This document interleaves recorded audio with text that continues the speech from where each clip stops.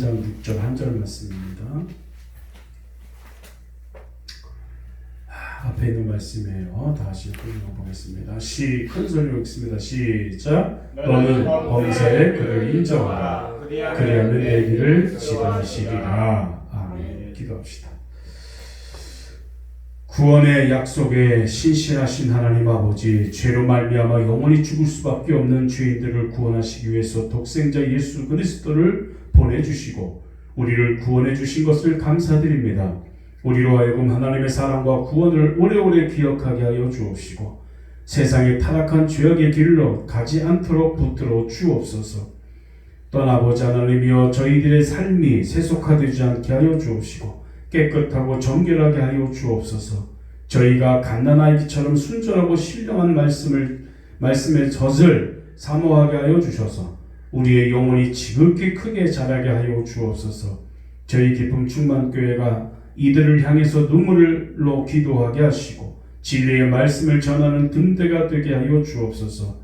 물질이 넉넉할 때 헌신하려는 것이 아니라 없는 중에도 주를 위해 헌신함으로 풍족히 채우시는 축복을 경험하게 하여 주옵시고 저희의 작은 희생이 겨자씨가 되어서 크게 자라나 많은 사람들이 함께 행복해하는 은혜가 임하게 하여 주옵소서. 저희의 작은 봉사와 헌신이 우리 주님의 몸된 교회가 부흥하는 데 밑거름이 될 줄로 믿습니다. 우리 교회가 암울한 세상의 구원의 기쁜 소식을 전하는 매개체가 되게 하여 주옵시고 시대의 등불이 되게 하여 주옵소서. 오늘도 선포되는 말씀으로 저희의 심령을 새롭게 하여 주옵소서. 예수님의 이름으로 기도드립니다.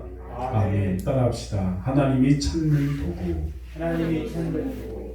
예, 오늘은 잠언 3장 6절 말씀을 가지고 하나님이 찾는 도구란 제목으로 말씀을 증거합니다. 위대한 학자 배우에는 위대한 스승이 있습니다. 또 위대한 선수 뒤에는 위대한 코치가 있죠. 또 위대한 영적 인물에게는 위대한 영적 지도자가 있습니다. 정상의 지도자들은 정치를 잘 보필할 수 있는 보좌관을 잘 만나는 것이 숙제입니다. 기업체들은 기업을 일으킬 만한 인재를 구하는 것이 기업가들의 큰 숙제라고 할 수 있겠습니다. 하나님께서는 하나님 나라의 역사를 일으킬 만한 일꾼을 찾고 계십니다. 1821년 프랑스 황제는 세인트 헬레나 섬에서 죽어가면서 이런 말을 합니다. 사람, 사람, 사람. 이 세 마디를 남기고 죽었습니다. 오늘 이 프랑스 황제, 이 사람은 이 세 마디를 하고 죽었는데 또한 내 사전에는 불가능이 없다고 외쳤던 영웅 나폴레옹도 마지막에는 쓸만한 사람을 찾지 못해서 그의 일생을 실패하고 말았던 것입니다. 하나님은 예레미야 선지자에게 너희는 공의를 행하며 진리를 구하는 자를 한 사람이라도 찾으면 내가 이 성을 사하리라 라고 예레미야 5장 1절은 말하고 있습니다. 그래서 예수님께서는 추수할 것은 추수할 것은 많지만 일꾼이 적으니 추수하는 주인에게 청하여 일꾼을 보내달라라고 말씀하셨습니다. 누가복음 10장 2절 말씀이죠. 하나님은 지금 일꾼을 찾고 계세요. 일꾼을. 그래서 오늘 이 시간 하나님이 찾으시던 바로 그 사람이 일꾼들이 저와 여러분 되시기를 주의 이름으로 축원드립니다. 너는 범사의 그를 인정하라. 그리하면 내 길을 지도하신다고 오늘 본문 6절에 말하죠. 5절에는 너는 마음을 다하여 여호와를 신뢰하고 내 명체를 의지하지 말라라고 말씀하십니다. 인간은 인생의 어느 시기에 철이 들까요, 여러분? 사람은 언제쯤 철이 들겠습니까? 예? 언제쯤 철이 든다고 생각하십니까? 결혼하고 애를 낳아서. 루소라는 사람은 에밀이라는 책에서 10대는 과자에 끌려가고 20대는 이성에 끌려가고 30대는 쾌락에 끌려가고 40대는 야심에 움직이다가 50대는 탐욕에 움직이는데 어릴 때는 철이 없고 청년의 때는 분별이 없고 중년이 되면 정신이 없고 장년이 되면 시간이 없고 투쟁하다가 노년에는 후회한다고 말하고 있는 이 책에서 말하고 있습니다. 언제 철이 들까요? 미리 준비하는 것이 철든 인생인 줄 믿으시기 바랍니다. 언제든 우리는 미래를 미리 준비할 줄 알아야 됩니다. 신앙은 앞날을 예지하고 준비해가는 철든 인생을 만들게 하는 것이 우리가 믿고 있는 신앙인 것입니다. 첫 번째, 하나님께서는 일꾼을 찾으십니다. 따라합시다. 하나님은 일꾼을 찾으신다.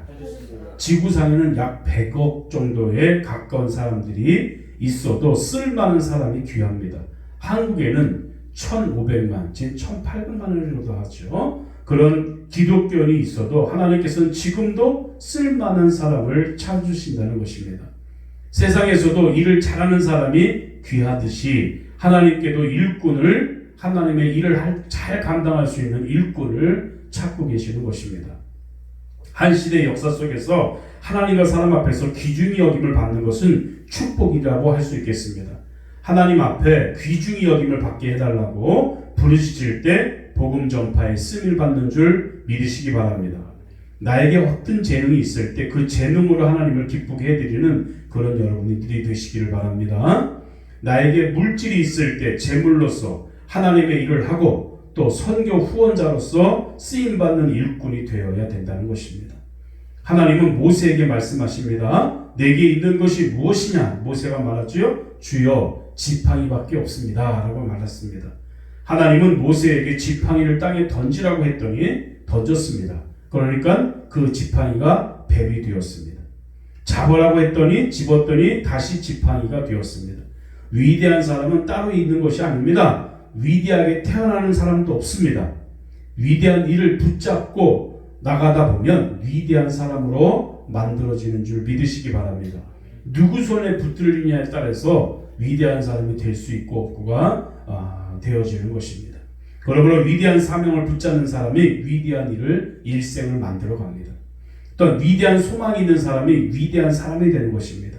위대한 만남이 있는 사람이 위대한 인물로 만들어지는 것입니다. 가장 위대한 하나님을 지금 만나야 될 줄 믿으시기 바랍니다.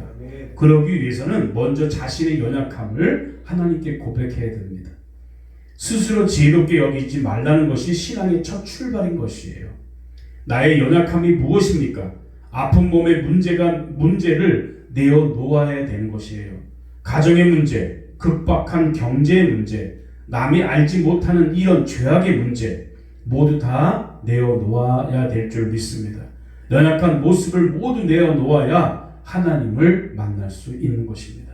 우리가 가지고 있는 두려움이 무엇일까?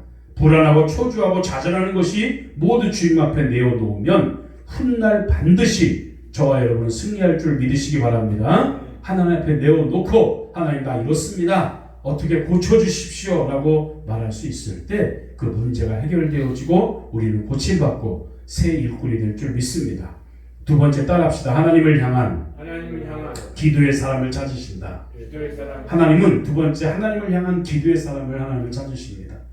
오늘 3장 잠언 3장 5절에 너는 마음을 다하고 여호와를 기대하고 내 명철을 의지하지 말라라고 했습니다. 자신을 의지하지 말고 자기 명철과 지혜를 의지하지 않고 하나님을 의지하고 기도하면 반드시 응답을 받게 된다는 것입니다. 하나님은 어떤 방법으로든지 응답하시는데 섬세하게 역사하십니다. 이스라엘 백성들이 출애굽에서 홍해에 이르렀을 때 애굽 군대가 달려드니까 불평하고 원망하기 시작합니다. 백성들이. 그러나 모세는 하나님의 말씀을 믿었습니다. 흔들리지 않았습니다. 신앙으로 전진하는 것을 볼 수 있습니다. 출애굽기 14장 15절에 여호와께서 모세에게 이르시되 너는 어찌하여 내게 물어뜯으며 이스라엘 자손들을 명하여 앞으로 나가게 하고 지팡이를 들고 손을 바다 위로 내밀어 그것으로 갈라지게 하라. 이스라엘 자손이 바다 가운데 육지로 행하리라 라고 말씀하십니다. 그래서 우리는 이래서 하나님은 이처럼 우리에게 모세가 바다 위로 손을 내밀니 큰 동풍이 일어나서 밤새 동안 바닷물을 큰 언덕이 되게 하고 또 물이 갈라져서 마른 땅이 되어서 건너가게 되었습니다. 출애굽기 14장 21절 말씀입니다. 기도 중에 모세는 하나님의 계시를 받아서 승리하게 되었습니다. 기도는 만사를 변화시킵니다. 역사를 일으키는 것이 바로 기도입니다. 이와 같은 하나님의 역사가 우리의 손 안에서, 우리의 가정에서, 우리의 사업에서, 우리의 자녀들 속에서 일어나야 될 줄 믿습니다. 하나님은 하나님의 말씀을 듣고 부르짖어 기도하면 응답해 주십니다. 하나님은 기도하는 사람을 찾고 계시는 줄 믿으시기 바랍니다. 따라합시다. 하나님은 나를 통해서 일하신다는 믿음을 가져야 한다. 마지막으로 하나님은 나를 통해서 일하신다는 믿음이 있어야 돼요. 하나님은 누굴 통해서 역사하십니까? 나를 통해서. 담대하게 외칠 수 있어야 돼요. 하나님은 나를 통해서 역사하신다. 하나님은 나를 통해서 역사하신다. 이 땅에 수많은 사람이 있지만 하나님은 나를 통해서 반드시 일하신다는 확신이 있어야 됩니다. 하나님은 그 사람을 붙들어 쓰십니다. 이 신앙 의식 속에 하나님의 역사가 나타나게 됩니다. 세상 사람들은 내가 믿는 하나님이 어디 있냐라고 물어봅니다. 보이지 않기 때문에. 가진 방법으로 나를 조롱하여도 하나님은 나를 통해서 역사하신다는 확신이 저와 여러분에게 있기를 바랍니다. 이런 신앙이 전천후 신앙이죠. 이런 신앙이 지조 있는 신앙입니다. 지조 있는 믿음입니다. 하나님은 세상을 축복하기 위해서 그 도구가 되어줄 사람을 찾고 계시는 거예요. 우리 신앙생활에서 몇 가지 원칙을 우리가 지키고 가져야 되겠습니다. 첫 번째는 나는 하나님 앞에 가장 중요한 인물이다. 따라합시다. 나는 하나님 앞에 가장 중요한 인물이다. 네. 두 번째, 하나님은 나를 통해서 일하신다. 하나님은 나를 통해서 일하신다. 세 번째, 그래서 나는 하나님 앞에 협력자고 동업자다 라고 자신 있게 말할 수 있어야 됩니다. 세 번째, 하나님은 내가 없으면 하나님의 일을 못하신다. 이런 확신이 있어야 돼요. 그리고 나는 하는 것마다 역사를 일으키는 하나님의 일꾼이다. 이런 믿음이 있어야 될 줄 믿으시기 바랍니다. 물론 하나님은 나를 통해서 또 많은 사람을 통해서 역사하십니다. 그러나 나는 이런 확신 속에서 일하셔야 됩니다. 나를 통해서 역사하신다. 내가 없으면 하나님 일을 못하신다. 이러한 담대함이 있어야 됩니다. 여러분 하나님 앞에 쓰임받는 일꾼이 되는 거예요. 하나님은 믿음의 사람을 통해서 위대한 일을 하십니다. 우리 여기도 있잖아요. 하나님을 위해서 위대한 일을 시도하라. 그러면 하나님으로부터 위대한 것을 기대할 수가 있는 거예요. 그래서 오늘 하나님의 기적을 통로로 쓰임받으시는 신앙이 될 줄 믿으시기 바랍니다. 하나님의 기적의 통로로 쓰임받는 신앙이 되어야 됩니다. 나라는 통로를 통해서 하나님의 일을 할 때 능히 감당할 수 있습니다. 내 손이 닿는 곳마다, 내 눈빛이 닿는 곳마다, 내 발이 닿는 곳마다 하나님께서 오늘 역사하신다는 확신을 여러분과 저는 가져야 될 줄로 믿습니다. 시편 32편 8절 말씀에 내가 너의 길을 가르쳐 보이고 주목하여 훈계하시리로다 라고 했습니다. 이사야 58장 11절 말씀에도 나 여호와가 너를 항상 인도하리라 라고 했습니다. 잠언 3장 오늘 6절 하나님을 인정하라 그리하면 내 길을 지도하신다 라고 했습니다. 잘못된 결혼이 가정의 파탄을 가져옵니다. 잘못된 인도를 받는 인생만큼 비극이 없습니다. 요한복음 8장 12절 말씀처럼 나를 따르는 자는 어둠에 다니지 아니하고 생명의 빛을 얻으리라 라고 했습니다. 사람은 일생을 살면서 세 가지 중요한 선택을 한다고 합니다. 따라합시다. 직업. 첫 번째 직업입니다. 그 집안 생활을 내용을 결정하는 거죠. 직업이. 두 번째는 배우자입니다. 배우자 선택을 해야 되죠. 배우자는 그 인생의 행복과 불행을 결정하는 것이죠. 세 번째는 인생관입니다. 인생관은 그 사람의 내면 세계를 결정하는 것을 말합니다. 그런데 신앙관은 그 생의 의미와 목적을 또한 가치를 결정해서 직업과 배우자와 인생관이 어떠하든지 간에 예수 안에서 바꾸어 쓰시는 힘이 될 줄로 믿습니다. 오늘 사도 바울은요, 환경을 초월해서 내가 사는 것이 그리스도니 죽는 것도 유익하다라고 빌립보 1장 21절에 말씀하십니다. 오늘 신앙은 위대한 힘입니다. 더욱 중요한 것은 하나님이 원하시는 신앙으로 인도받는 거예요. 오늘 주님으로부터 참 좋은 신앙으로 인정받아야 될 줄 믿습니다. 여러분 목회자의 소원이 무엇인지 아십니까? 목사의 소원이 무엇인지 알아요?